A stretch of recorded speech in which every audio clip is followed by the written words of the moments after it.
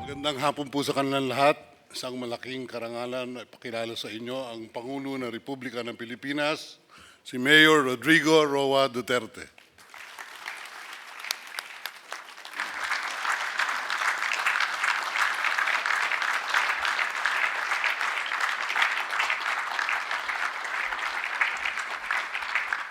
Salamat po kay Lisita.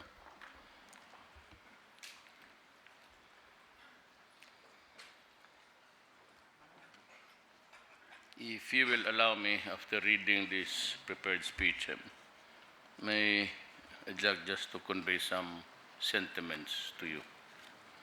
Today I sign into law two legislative measures in support of our 10-point socio-economic agenda.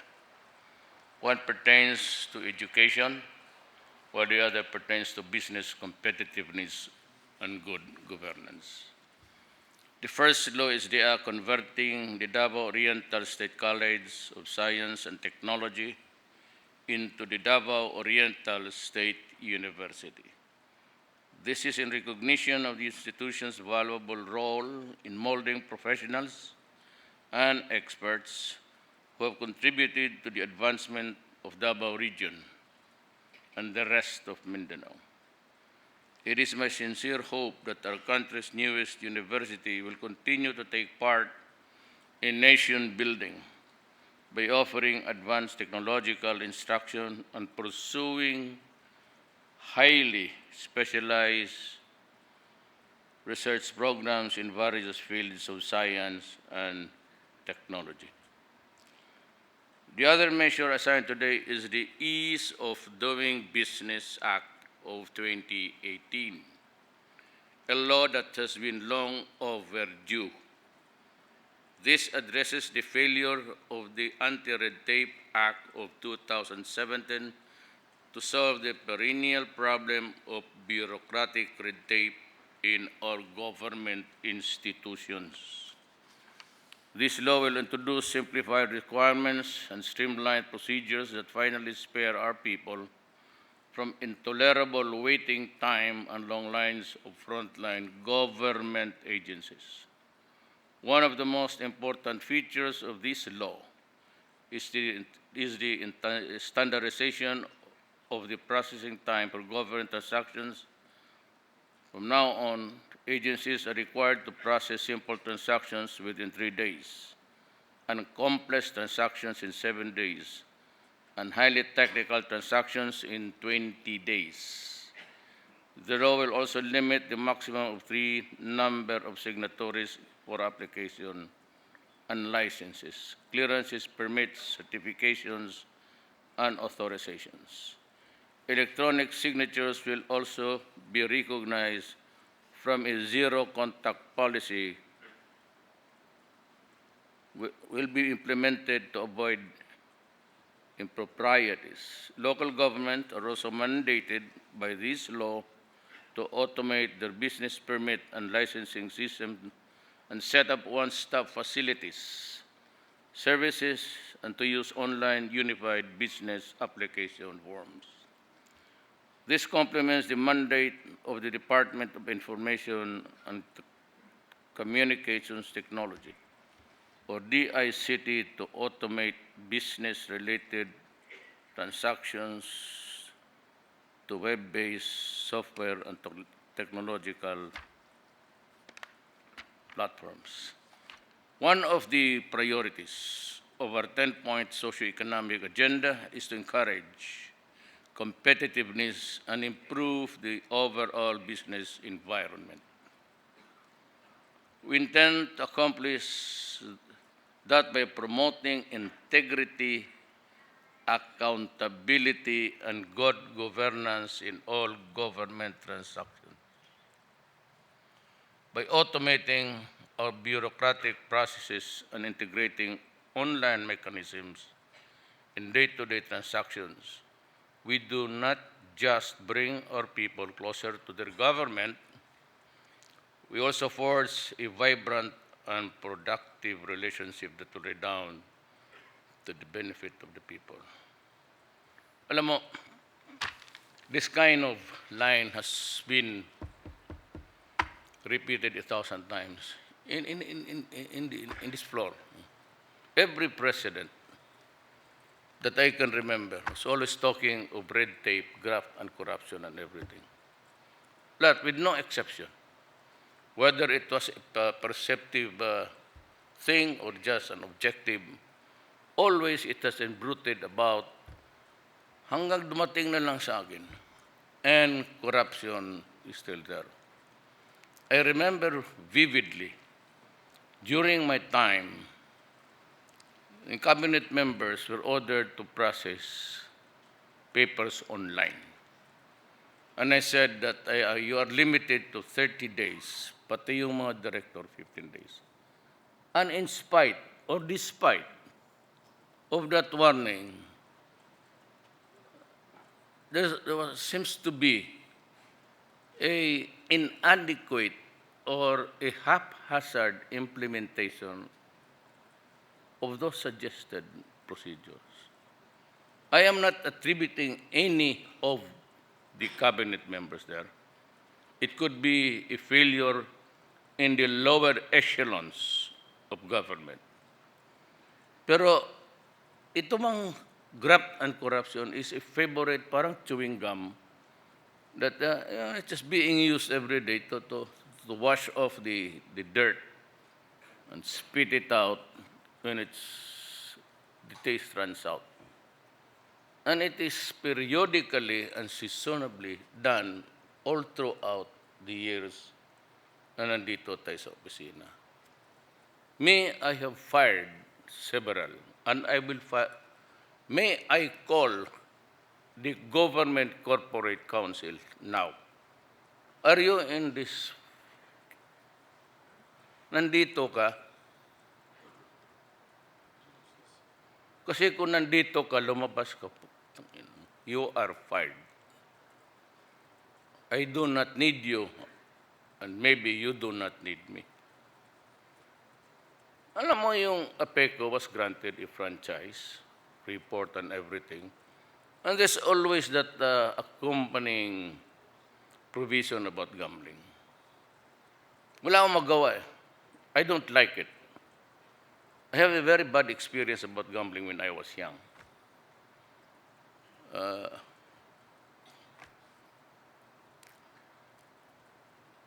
I've been discouraging people about the gambling is tolerated as if we just, pati itong mga pirya-piryahan, kasali na mga barangay captains and mayors especially.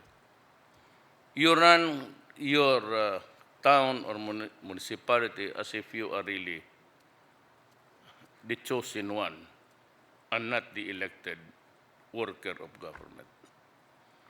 Yan ang mahirap dito sa gobyerno na to. When you are granted a franchise to conduct gambling in a certain facility, it does not include farming out that franchise to other cities and provinces. Kaya kapag ganun, then you can rumble on, following your theory, you can rumble on to give permits beyond the shores of Luzon, and you can do it in Siasi, Hulo. Kung hindi pa ka naman gago. So, you are just like a PAGCOR operating an independent entity with the same powers na you grant everything. Hindi ka tarantadong So, ganon ang gobyerno yan. And I have been trying to be patient with everybody. But there always is that opportunity to interpret a law or insist on your stupid proposition until the problem gets out of hand. So marami na, every day I've been firing an undersecretary, a secretary. Now I'm firing the Government Corporate Council himself. Alam mo, sa totoo lang, maraming abogado dyan naghihintay sa labas. There are thousands of lawyers that are waiting for an appropriate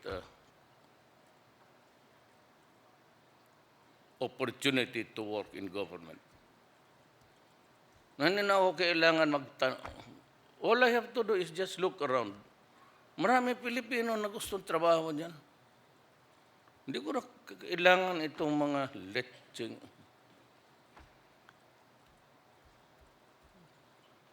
I am sorry, ha. I do not, you are not hindi kayo.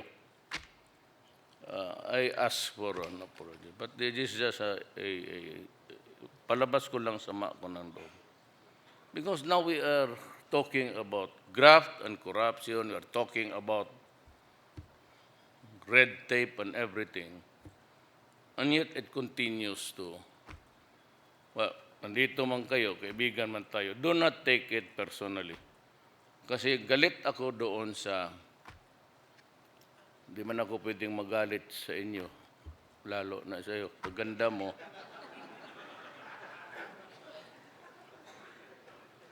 hinarapan nila yung picture, picture ko. Tapos, I suppose that picture of mine was taken during a flag ceremony. Kasi nakandyan ang dibdib ko, tapos kaharap kita. Talagang, pero kung gusto mong totohanin, okay man lang sa akin. Ang buhay na ito eh. It's so exasperating, nahihiya ako sa tao, bakit ganun ang nangyayari sa gobyerno? And I seem to be at a loss kung paano kita, kung patayin kita, o DDS kita, o sagasaan. Bakit pumapasok ng gano'n na nakakahiya nga sa, it had to take Congress to, it's a very simple standards. Yun lang. So I suppose that the executive department can do it. Congress na ito. Hindi lang sa akin. Kung sa atin lang, medyo magkahiyaan pa. Pero tayo dito, napapahiya talaga ako. So, itong online, pati yung sinabi ko na ayaw ko gustong magpila ang Pilipino. Kasi ang ordinaryong Pilipino walang matakbuhan eh. They do not have the money to hire law offices or even fixers for a price. And they have to do it. And some of them are from the provinces, or most of them. At pupunta lang dito to transact a business. They find it hard to move around because of the traffic. So it's one item, and there are about 10 to complete. They can only accomplish one item a day. At kailangan pala ng pera sa hotel. Kailangan pa ng pera sa lahat. Isa rin dyan na ayaw ko, nakikita ko. Ito namang ombudsman. Silang lahat dyan, huwag na yung paalis na Morales na yan. Now you better, I've been a prosecutor all my life.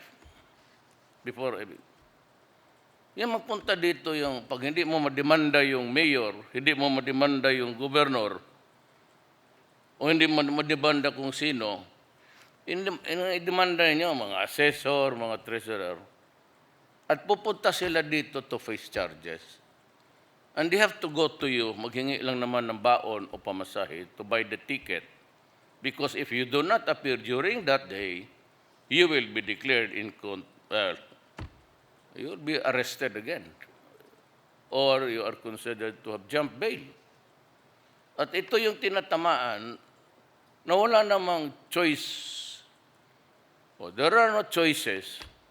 Because pag sinabi ng mayor yan, pag sinabi ng pirmahan, pipirmahan talaga yan.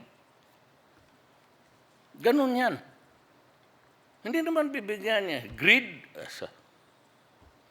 Sana, sige, pirmahan mo yan, bigyan kita ng pera. Wala, pagputok niyan, they are the ones being charged. Usually, because he cannot hire a lawyer of his own choice. Kaya ganun ang nangyari. So they come to Manila in tatters. Butas-butas yung barong. Pagdating dito, they suffer kung saan-saan na lang magtira. And they are late even, so they have to be there at 5 o'clock in the morning dyan sa Sandigan. Nakakaawa. Wala naman silang mapuntahan na iba. I'm not saying it's graft, but there is really something wrong, seriously wrong with this country. And I don't know how, anong generation na makorek ito mga to. Thousands of cases like this. Walang mapuntahan ang tao. Kaya ako, may gusto akong sabihin na experience ko. Sabihin naman, nagyayabang ako, wag na lang. Pero wala kasi silang mapuntahan eh. Kaya pag nagpunta yan sa akin, yun na, pagka-problema na tayo. Especially in justice. Hindi kasi madali mag-ano ng...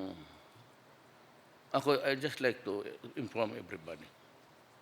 No contract of government ever reaches my table. Not even for addendums and things like that. Not one, yung mga MRT highway, gano'n. Ang akin is the policy and appointments. Nothing of that sort ever reaches my table.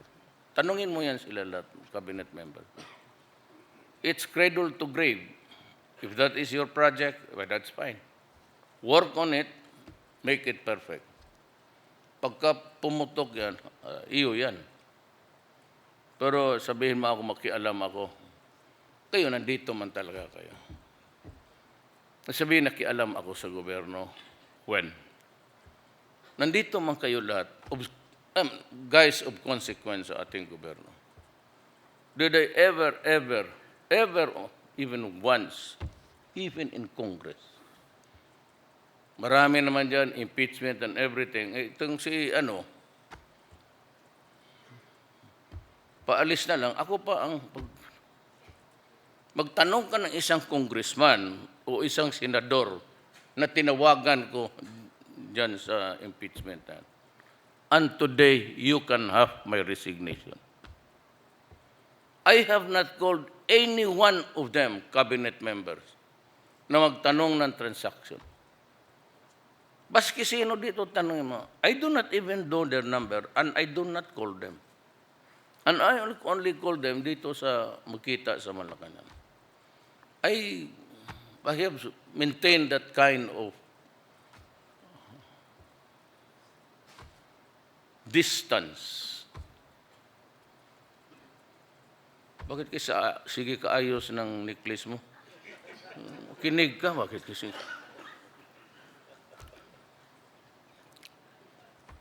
Hindi, binibiro ko lang si Birna kasi wala akong maasar eh. Bali pang timbang, ang batawag na sa Tagalog, nyawa na. Bali pang balance na lang sa sakit ng loob mo. That's it. I have never. Nung umupaw day one nito, hindi ako tumawag kay Pimentel, hindi ako tumawag kay... Well, one time, yung kinonfirm ko lang kay Bebot kung totoo ba talagang issue yung asawa. Kasi sabihin ko sa kanya, didepensahan kita. Kaya totoo man talaga. Native man ang nanay niya. So magpakasal siya ng 5 beses, that's his business. What he does with this, it's none of our goddamn business. Totoo yan. Now it's good as any other time to let it out. Wala talaga. Could be Daniel, Mr. Sid sa custom.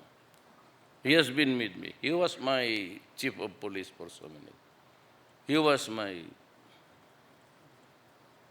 Ni minsan, wala akong tinawagan. I let it go. Sige, si Aguirre, he offered, sabi niya, Itong mga tao mo, mga police, they're guilty of murder. So, file a case. No problem about that. Sabi ko, why do you have to tell me? Any cabinet. Go ahead, murder. Pailan mo lahat. Let's have trial. Let's have a judicial trial. Masintensyahan mo, sige. Kung basta sinabi ko, protektahan ko yan.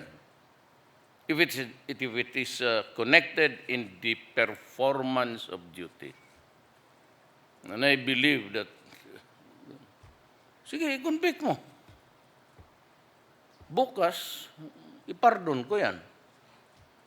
Reinstate ko, one rank higher to boot. Pero yung lahat ng magnanakaw, paalisin ninyo eh. Do not give them that privilege of...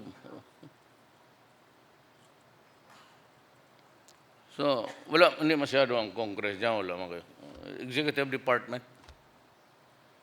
Pero dyan, sige man lang daldal ng daldal, wala mang...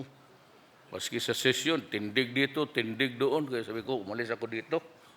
Nagsalita ako, walang nakikinig. Ang mga gago, nagsialisan. Dalawa na lang kami naiwan doon sa stenographer.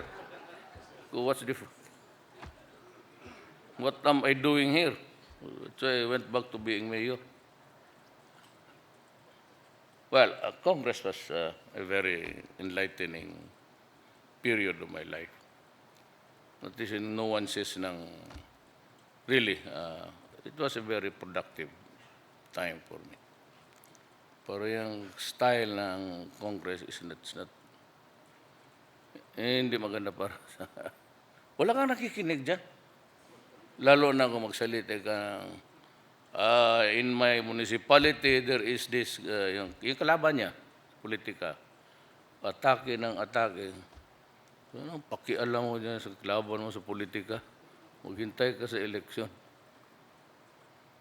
Lalo na yung kalaban ko, Jesus Maria Josep. Mag-privilege speech ba? Gusto kong patayin pero he's now retired but he's been very good to me. Okay lang. Ganun lang ang buhay. You can always forgive. So yan lang yun ang sentimento ko. Para malaman lang ninyo. Wala akong tinatawag. Sabihin mo sa gagang yan. Wala akong pakialam dyan sa, she got herself into it, actually. And it was not because of us. Not because of Congress. Because of her peers. Wala naman tayong kasali dyan. Lalo na Supreme Court. Sabi ko nga, kung may magsabi lang dito isa, any one of you, magsabi na tumawag ka sa akin, nakalimutan mo, may kinuusap ka, mag-resign ako bukas. Totoo na. Total, gusto ko na lang mag-resign rin eh. Ano bang latest count ito kay Bongbong pati kay ano? Vice President ba talaga yan? Kasi, but there are so many things, development in this country, which I cannot talk publicly. But I am kind of torn between making it public so that you would know the stakes that we are facing. It's not outside, actually. Pati yung, what's the truth? Ang mga Lorenzana, si Anyo, maybe Sid, alam niyo, but I think it's not the proper time because masabihin na it's marks of politics. But these are the things that you should know because in weighing which side are you on, would mean a lot to the country.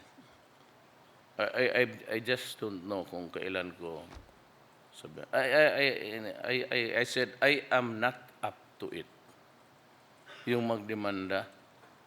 Yung kalaban ko sa Davao, siguro he filed cases against me mga 4 times. Umabot kami ng Supreme Court. And always, I'm exonerated, or I was exonerated, simply because Hindi naman totoo eh. Brad ni Bilyo yan. Pareha sila, hindi naga-midyas.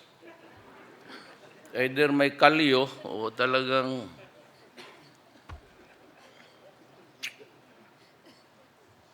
totoo. So,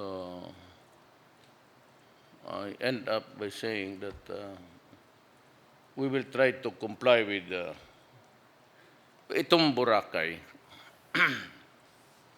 Look, I do not mean to lord it over. Nandito naman kayo. Pero as I have promised, I will declare the entire island a land reform area. But kung ako, but I would really, how do I would sincerely suggest na you can carve out a strip there. Coastal lang naman ang profitable dyan eh. I will leave that option to you to preserve the coastal area. At ibigay ko, I will defer that decision to you. Kung from the lowest point where the high and low tide would probably reach then inland. But the others, going ko because I do not think that if you allow a commercial na malaki, you would really strip the island of its environmental safety. Ako ang hinihingi ko lang naman sa inyo is allow me to clean Boracay. We do not have any interest there. Wala akong pakialam dyan o anong gawin nila. Except that because it is touted to be a tourist destination. And so it behooves upon us to make it clean and allow us to rehabilitate, get the germs out. And kita mo mag-ano kadumi. Pero wala akong ano. But I would just convey to you now na may predilection, if you want to call it, is to declare it a land reform area. But so as not to prejudice also existing, ewan ko kung bakit na naging commercial yung banda niyan. That I leave it up to you to decide. If you want to, I said, carve out a few meters from the coastal yung tubig, kayo, I will not touch on that. Mabuti yung, alam mo marami na kasi pag-commercial na sabihin na, well, you know, these guys made deals.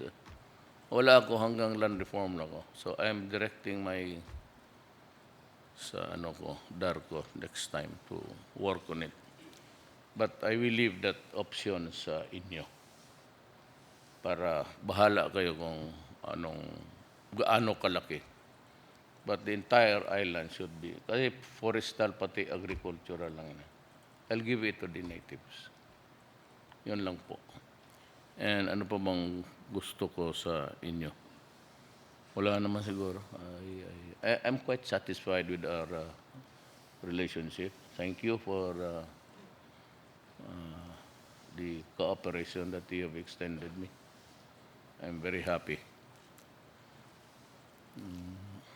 Ano pa ba? Wala naman siguro. Pero ngayon ko lang nakita a room full of, hindi ako nagbabastos.